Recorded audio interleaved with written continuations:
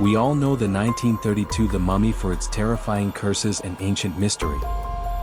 But have you ever wondered what the mummy does on his day off?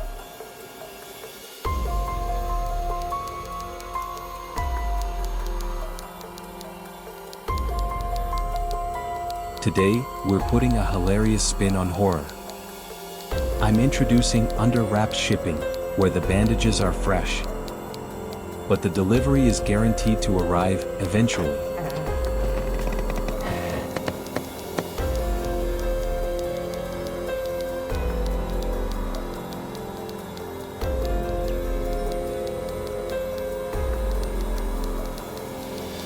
I wanted to create a completely opposite scenario for our favorite monster.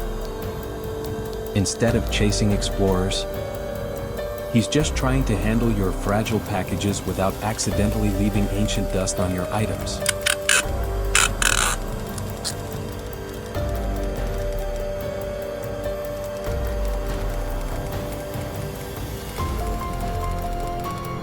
Check out the final detail on this coaster.